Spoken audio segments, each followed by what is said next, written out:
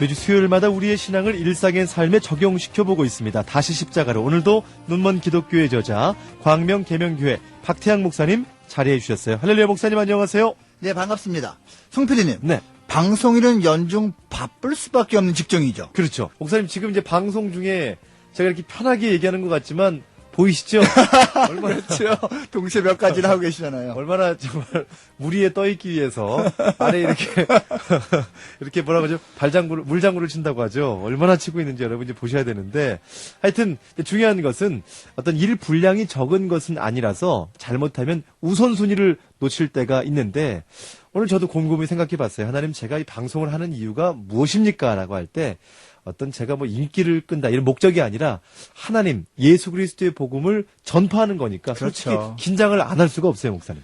거룩한 긴장을 하는 것은 어떤 면으로는 필요한 거죠. 네. 크리스천은 인생 기준이 다를 수밖에 없잖아요. 우리의 삶의 기준에 따라서 삶의 여러 주제가 좌우되는데요. 그렇죠. 요즘 뭐 균형, 집중 이런 말 많이 들어보셨죠? 예. 우리는 크리스천으로서 선택할 것과 거부할 것을 잘 구별해야 하는데요. 그것 역시 기준의 문제입니다. 기준이 온전하면 삶이 그만큼 온전해진다. 그렇지 않습니까? 맞습니다. 기준, 우리 크리스천으로서의 우리 삶의 기준, 그 기준이 정말 괜찮은 건지 온전한 건지 어떻게 알 수가 있을까요? 우선요. 기쁨이라는 기준을 생각해 보기를 원합니다. 예. 항상 기뻐하라. 이런 하나님의 말씀이 내 안에 정말로 자리 잡고 있는가? 나는 무엇을 진정 기뻐하며 살고 있는가? 이런 기준을 생각해 봐야 돼요. 예. 기쁨이 없는 인생, 또 기쁨이 없는 신앙생활. 이거는 비극 아닙니까? 그렇죠.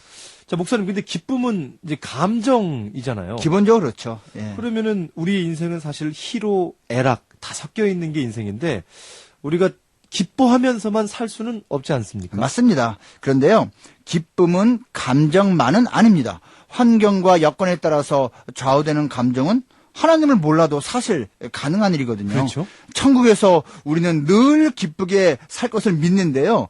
천국에도 희로애락이 섞여 있다면 그건 천국답지 않잖아요. 그렇죠. 성경적인 기쁨은 하나님과의 연합 정도와 비례합니다. 야, 이 표현이 참 좋은데요. 성경적인 기쁨, 하나님과의 연합 정도에 비례한다. 그렇죠. 다시 말하자면 힘들고 슬프고 속상한 게 있을 수밖에 없는 인생일지라도 하나님과 더욱더 동행하면 그 악조건 속에서 기쁨이 생겨난다는 겁니다. 아멘. 이거는 아는 사람만 아는 신비죠. 이야, 성경적인 기쁨은 하나님과의 연합 정도와 비례한다. 우리 극동방송 가족들은 이것을 정말 그냥 말로만이 아니라 가슴 깊이 체험하실 것 같은데 하나님을 만나면 변화가 되고 그때 그 기쁨의 기준이 달라지는 것 체험하게 되는데요. 사실 이렇게 속사람의 변화 없이는 불가능한 것 같아요, 목사님. 기쁨의 기준이 성경적으로 변화되는 것은 성령 충만의 과정인 거죠. 아멘. 자, 크리스천의 삶의 모습이 온전하다. 어떤 기준으로 알 수 있을지 궁금한데요. 기대라는 기준을 또한 생각해 보기를 원합니다. 예. 사람은 자기가 기대하고 바라는 것을 붙잡고 살아가기 마련이잖아요. 그걸 소망이라 부르든 희망이라 부르든 뭐 비전이라고 부르든 결국 다 통하는 말입니다. 아멘.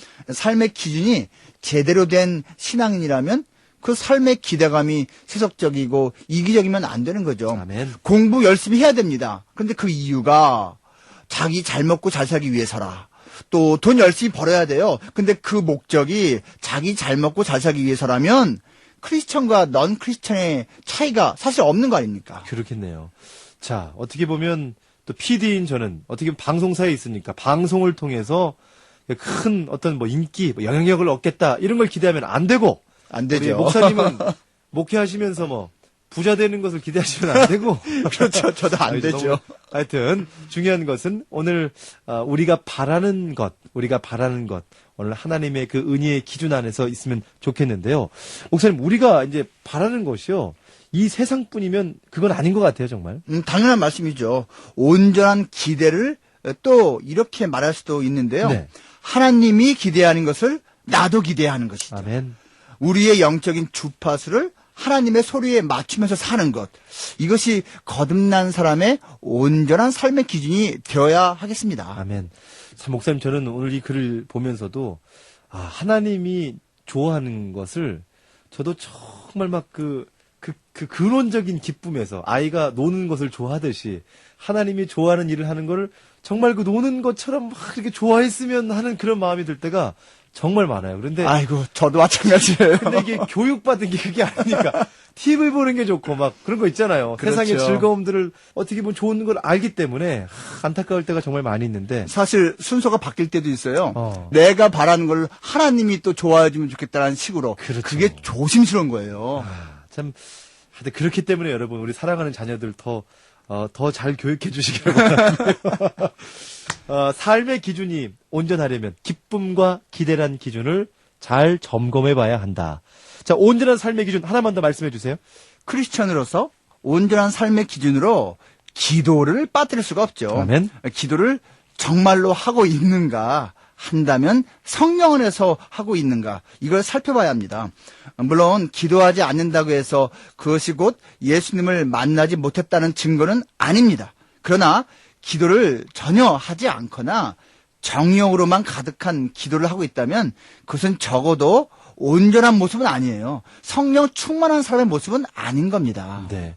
참 저도 그렇고 이게 기도하지 않고 일만 열심히 하는 사역자가 될까봐 저도 참 두려운데 그래서 이 스튜디오가 비어 있을 때 홀로 기도하는 시간이 정말 그때 행복하더라고요, 목사님. 아, 여기 진짜 기도하기 딱 예, 좋아요. 좋습니다. 분위기 좋아요. 그러니까 그 많은 분들이 저희가 이제 뭐 어떤 큰 방송이나 이런 때가 있거든요. 뭐 행사나.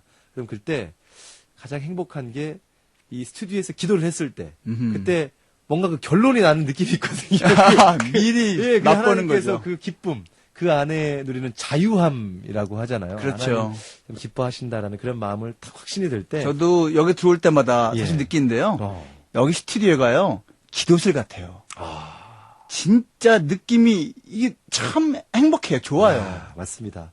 그 기도실에서 이렇게 방송하고 있는데, 자, 어쨌든 기도 없는 사역, 온전해질 수 없다는 것을 저도 인정을 합니다.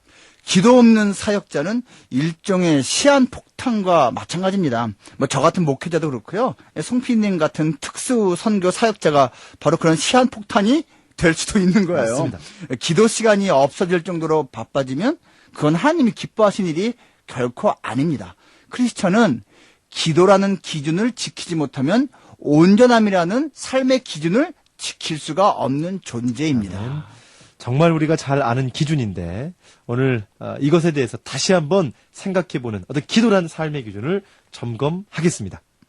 제가 1년 전쯤에요. 기도에 대해서 이런 말씀을 드린 적이 있어요. 기도 시간을 확보하라. 하나님 응답을 확신하라. 아멘. 기도 범위를 확장하라.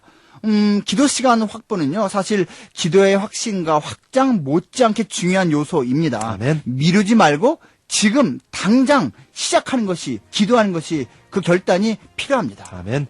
자, 기쁨, 기대, 그리고 기도. 오늘 크리스천의 기준을 다시 한번 점검하면 좋겠습니다. 다시 십자가로 지금까지 광명계명교회 박태양 목사님과 함께했습니다. 오늘 말씀 고맙습니다.